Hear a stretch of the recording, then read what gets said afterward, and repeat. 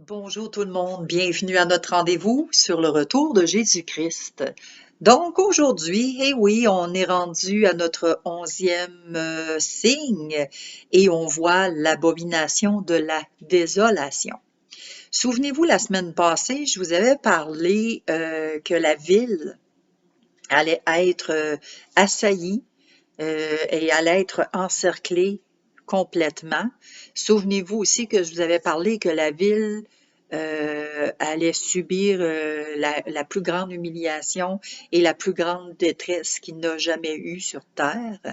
On se rappelle tellement que même moi j'en étais émue, tellement ça m'a vraiment touchée, la condition surtout des femmes. Donc, on se souvient également que je vous avais parlé que les sacrifices allaient être en vigueur aussi. Aussitôt que le temple de Jérusalem va être reconstruit, le peuple juif va recommencer à faire des sacrifices d'animaux. Hein, on se souvient de cela. Et pourquoi qu'ils faisaient des sacrifices dans l'Ancien Testament et qu'ils veulent le refaire encore? C'est que c'était le moyen que Dieu a envoyé par rapport au péché. Donc, les gens, quand ils commettaient des péchés, devaient trouver un animal parfait, sans tache, sans défaut, et le sacrifier à Dieu pour que l'animal, par son sang, expie pour lui et réponde de ses péchés. Et on a vu que Jésus-Christ a fait le sacrifice une fois pour toutes. Jésus, le Fils de Dieu, est l'agneau parfait, sans tache. Il est pur, saint, et il est sans tache, sans défaut. Et il s'est livré lui-même, il a accepté de se livrer en rançon pour les péchés de l'humanité, de toute l'humanité. C'est ce que les Juifs n'ont pas compris. Le peuple de Dieu n'a pas compris ça. Au contraire, ils ont rejeté Jésus-Christ. Ils ne l'ont pas reconnu comme étant le Fils de Dieu. Ils l'ont rejeté et ils l'ont crucifié. Et même si Christ a ressuscité et qu'il vit là maintenant, ça ne fait pas des personnes juives qui le reconnaissent. Quelques-uns, oui, qu'on appelle les Juifs messianiques, oui, eux, ils croient au Messie, ils croient en Jésus-Christ et ils croient à sa deuxième venue qui est pour bientôt. Donc, c'est cela aussi que Dieu reproche à son peuple parce qu'ils ont rejeté son Fils. Dieu a envoyé son Fils, mais le peuple, son peuple, il ne l'a pas voulu et il ne l'a même pas reconnu. Alors, on sait également, je vous avais parlé que euh, la personne charismatique, aidée de son faux prophète, allait faire cesser justement ces sacrifices-là. Et lorsque les sacrifices vont être cessés, c'est là par après qu'il va commettre l'abomination de la désolation.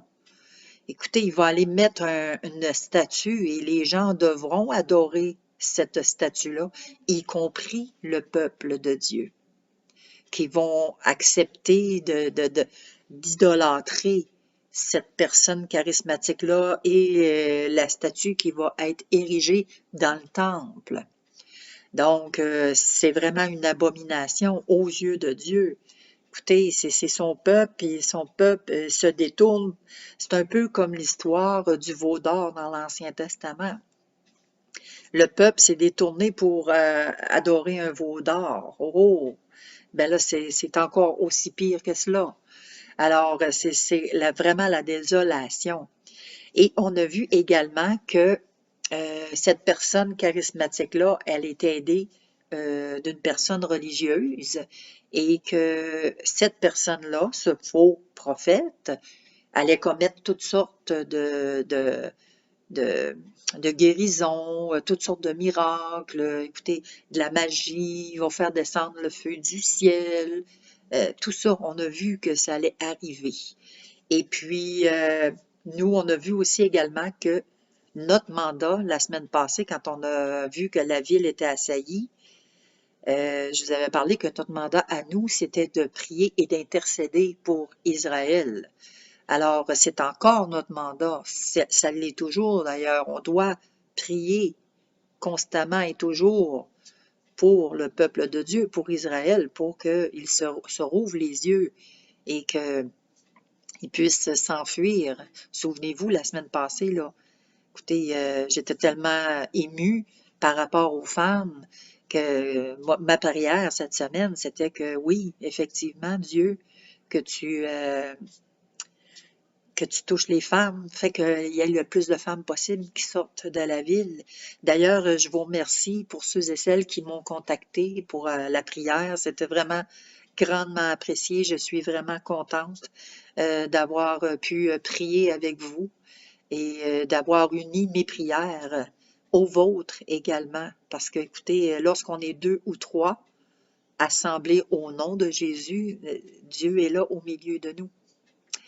Donc, merci grandement à chacun d'entre vous. Je l'apprécie vraiment. Merci. On va regarder ensemble les versets du chapitre 24. Qu'est-ce que ça nous dit? Que celui qui sera sur le toit ne descende pas pour prendre ce qui est dans sa maison, et que celui qui sera dans des champs ne retourne pas en arrière pour prendre son manteau. On arrête là. Pour l'instant, écoutez, là, on vient de le voir, que celui qui travaille, qu'il soit sur le toit, dans le champ, ou peu importe, que la personne travaille, si il est appelé à sortir de la ville, c'est tu sors tout de suite. Tu ne te retournes pas pour aller chercher quelque chose. Tu t'en vas. Faut pas que tu regardes en arrière. Oh non, non, j'ai oublié ma sacoche, ça me prend ma sacoche. Oh non, ça me prend mon portefeuille, j'ai mes cartes de crédit, j'ai de l'argent là-dedans, ça me les prend. Oh non, non, hey, j'ai oublié mon cellulaire, faut que j'appelle mon père, faut que j'appelle ma mère. Un paquet de raisons. Non, non, ça sera pas le temps de retourner en arrière, comme on vient de voir. On ne peut pas retourner en arrière. Si on est appelé à sortir, faut que ça se fasse promptement. On regarde la suite. Malheur aux femmes qui seront enceintes et à celles qui allaiteront en ces jours-là. Priez pour que votre fuite n'arrive pas en hiver, ni un jour de sabbat. Car alors la détresse sera si grande qu'il n'y en a point eu de pareil depuis le commencement du monde jusqu'à présent, et qu'il n'y en aura jamais. Voyez-vous? Priez, priez pour que votre fuite n'arrive pas en hiver, pour que ça n'arrive pas un jour de sabbat. Priez qu'il n'y ait pas de femmes enceintes, ni de femmes qui allaitent. Il y a des raisons pour ça. Pourquoi? Pourquoi? Tout simplement qu'en hiver, on sait que lorsqu'ils vont aller dans les montagnes, lorsque c'est dans les hauteurs, il fait froid. Ils vont geler. Ils vont mourir de froid. Prier pour pas que ça arrive un jour de sabbat. Ben, tout simplement parce que les Juifs respectent la Torah et respectent le jour du sabbat. Le jour du sabbat pour les Juifs, c'est personne ne fait rien. Strictement rien, nothing at all. On fait rien. On ne va même pas à l'épicerie pour aller chercher quoi que ce soit. On cuisine pas non plus le jour du sabbat, comprenez-vous? Ils vont cuisiner, ils vont faire toutes les choses la veille, la journée d'avant, pour que la journée du sabbat, ils ne fassent rien. Donc, s'ils font rien, si la ville est assaillie, ils demandent de prier pour pas que ça arrive un jour de sabbat, parce que si ça arrive cette journée-là, ils vont rester dans la ville, ils s'enfuiront pas. Donc, il faut prier pour ça, exactement. Prier pour pas que les femmes enceintes, hein, avec un enfant dans le ventre, courir, monter dans les montagnes, tomber, trébucher. Écoutez, ça va être terrible. La même chose pour une femme qui allaite, avec un enfant d'un bras, prendre la fuite, là, je sais pas, mais ça ira pas bien, hein. Donc, il faut prier pour ça, ces choses-là. Et notre mandat, rappelons-nous, hein, c'est extraordinaire de prier. Et quand on sait ces choses-là, on ne peut pas faire autrement que de prier et d'intercéder pour le peuple de Dieu. Et on sait que justement, les femmes enceintes sont beaucoup plus vulnérables, les femmes qui allaitent également. C'est c'est comme un fardeau pour les autres là, qui pourront pas toujours les soutenir non plus parce que ça va être chacun pour soi à ce moment-là. Hein, ils vont avoir peur, ils vont vouloir se dépêcher de sortir de la ville pour pouvoir se cacher. À ce moment-là, là, écoutez, ça va être du chacun pour soi, là, me, myself and I, à ce moment-là. Moi, je veux sauver ma peau. Je risquerai pas ma vie pour une femme qui a de la difficulté si elle est enceinte. Je risquerai pas ma vie, tant pis pour elle, c'est ce qui va arriver. Malheureusement, c'est ce qui va arriver.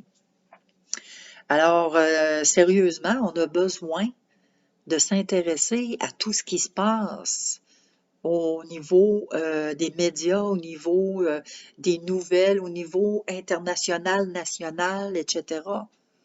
Nous avons besoin d'être informés pour voir, parce qu'on le voit, tout ce qui se passe là actuellement, là. On le voit, là, les famines, comment ça arrive et tout ça. Écoutez, on a juste à écouter la télévision ou à prendre des postes, puis on voit, même au poste de la météo, la nature et tout ça. Voyez-vous, il y a plein de choses, puis je vous disais que plus ça allait, plus que les choses se multiplieraient. Donc, là, on vient de voir que l'abomination de la désolation, c'est que là, c'est le comble du comble, on va dire, là. Le peuple de Dieu lui-même vont aller jusqu'à adorer cette statue ou cette personnalité-là qui se prétend être Dieu. Et on sait qu'il ne l'est pas. La prophétie nous le dit. Donc, Dieu va vraiment réprimander son peuple. La semaine prochaine, nous allons voir l'effondrement des nations anglophones et nous allons voir qu'est-ce que la grande tribulation. D'ici là, portez-vous bien puis merci d'être présent à chaque semaine. Bye bye.